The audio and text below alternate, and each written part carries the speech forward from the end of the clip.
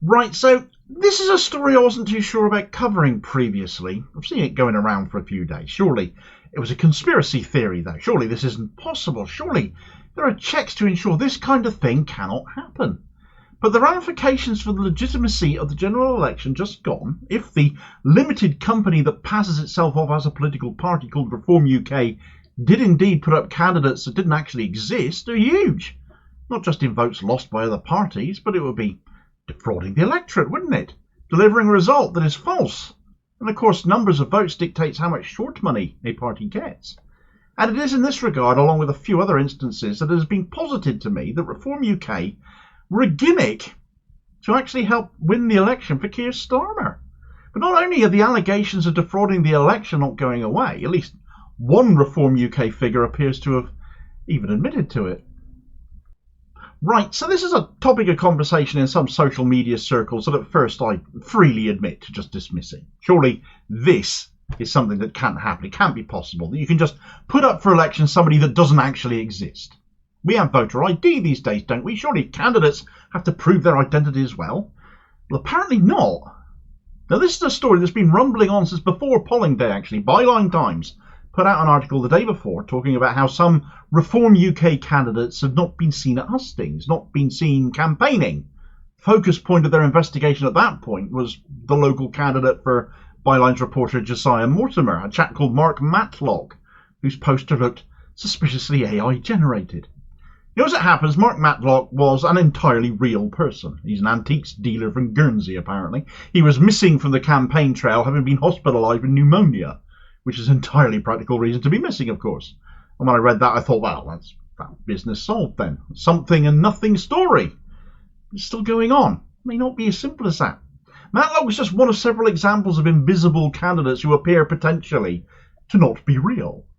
Another notable example that social media is still trying to track down is Morgan Young, the apparent candidate for Reform UK for South Dorset. What set the cat amongst the pigeons most of all in this case was the apparent admission by a Reform UK regional organiser named Tara Williams, who on Facebook posted the following in response to the absence of Morgan Young from the campaign trail, saying, "It is a democracy vote because nobody put themselves forward before the candidate deadline.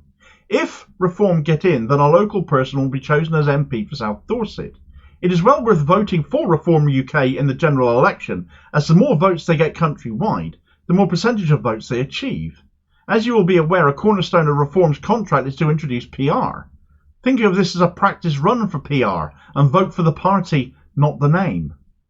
Certainly from that it is easy to construe that Morgan Young may have been completely made up then. Now, the Times claimed to have interviewed Young. That certainly was enough to placate the then still incumbent MP in South Dorset, Richard Drax. But given Reform UK won just 8,000 votes there and Drax only lost his seat by 1,000 votes, it seems likely we need to make sure then we deserve to know the candidate is definitely real. Now, the ballot sheet stated Young lived at an address in Derbyshire, so it is perfectly conceivable that she was little more than what's called a paper candidate. Basically, their name's on the sheet, but they're not really campaigning. Not even local to the area, but the fact there's been no blurb about her, no picture of her seen, continued to cause suspicion. If she'd been elected, could she legally just let someone else be the MP, though, as referred to by the regional organiser? Her name was on the sheet. So the biggest issue I have with what Tara Williams wrote is the belief that the victory is somehow transferable to someone else. Surely that can't be right. Is that legal? Perhaps if nothing is signed, it's possible. I don't know. And I haven't been able to definitively find out either, because you don't tend to stand for Parliament with no intention of being the MP, do you? A fast one certainly appears to have been pulled here to some extent, but not necessarily anything illegal. Young does appear to exist, according to some sources.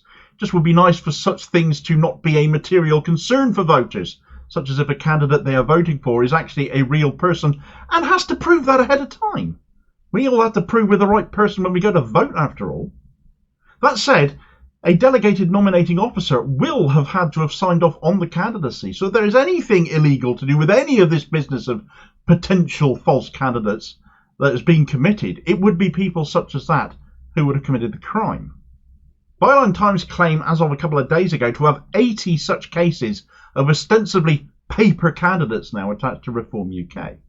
Now, whereas I totally accept what happened with Mark Matlock, and whilst Morgan Young probably is real, just not local to South Dorset and had no intention of being their MP, that might be a truer reflection of what we've been observing. Reform UK put up a lot of paper candidates not intending to run, not intending to be MPs, just essentially allowing their names to be used in seats they were not likely to win anyway. But if they did, Reform apparently would find someone to take the seat and be the MP.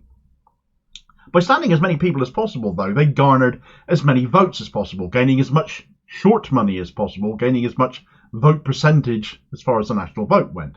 And the short money is made available to smaller parties with at least one seat who won at least 150,000 votes, or who hold two seats, in order to finance their ability to be able to conduct parliamentary business having been elected. And under general funding, as for instance, the general funding part of short money, which excludes travel expenses, and I'm using 2023 figures here as I haven't got them for 2024, but it's just an illustrative example anyway. Parties get, well they did in 2023, £21,438.33, don't forget that bit, for every seat they won, plus £42.82 for every 200 votes they won.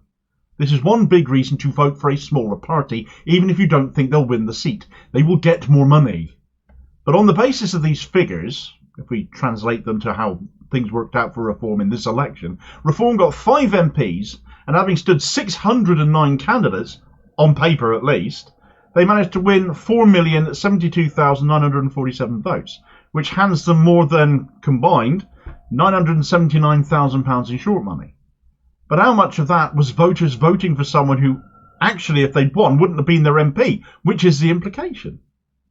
But there's another implication to this, and that's if, given that Reform took the lion's share of the Tories' lost 20% of the national vote, that they are in no small part, as a result of doing that, responsible for handing Keir Starmer the massive majority he got.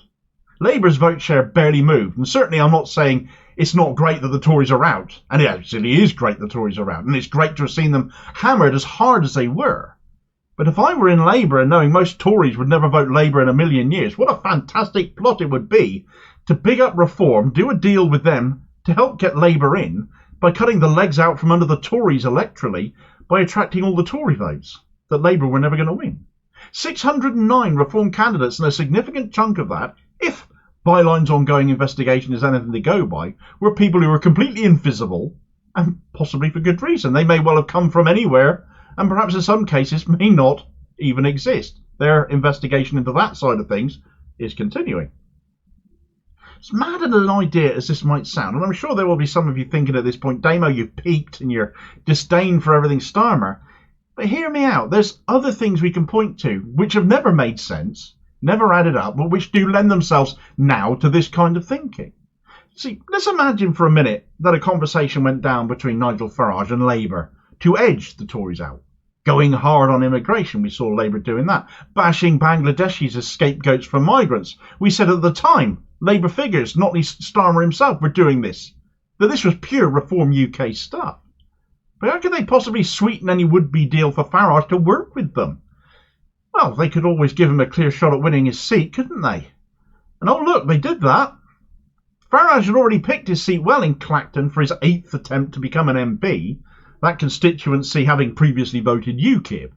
But then Labour inexplicably pulled their candidate out of Clacton.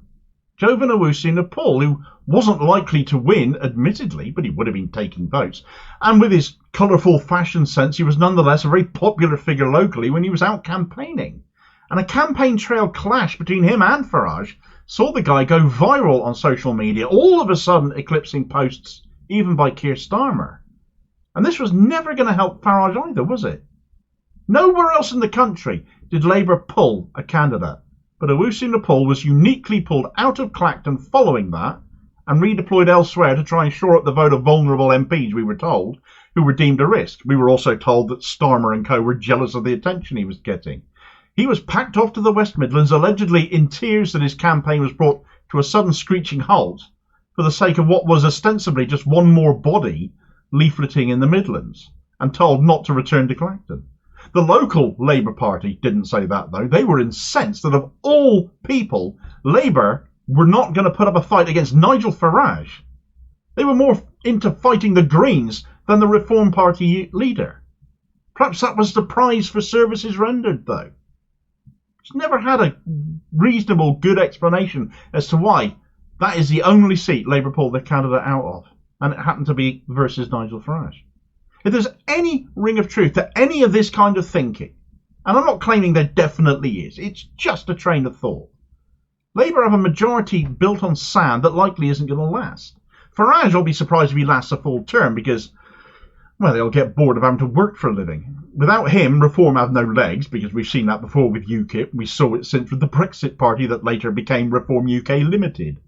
If all of this was some grand plot to stymie the Tories, punish them for failure, clear the way for a definite establishment change in government from one bunch of establishment shills now seen as liabilities, as Sunak's Tories were, to another bunch of establishment shills who have a clean slate, it'll have less cut through by 2029, I fancy. Labour might think it can shore things up in its new seats, but that's debatable, especially when so many people apparently lent their votes to Labour to punish the Tories and get the Tories out. They won't have that again next time. Meanwhile, it'll lose seats in its old heartlands as people become more fed up with them going forwards clearly as the Tory party B team. If we're going to talk conspiracy theories about Reform UK, I think this is as believable as fake candidacies are, certainly. Food for thought. Would you put it past Starmer, or did I just make my coffee too strong this morning? You let me know. Meanwhile, Starmer has already admitted to being able to work with the far right, as he readily announced he could work with Marine Le Pen if her National Front in France won their elections. But of course they didn't, did they? The Left Coalition did, and Starmer, well, he still hasn't said if he can work with them after all. Just another flea in your ear to ponder on if you care to watch this video recommendation here next, and I'll hopefully catch you on the next vid. Cheers, folks.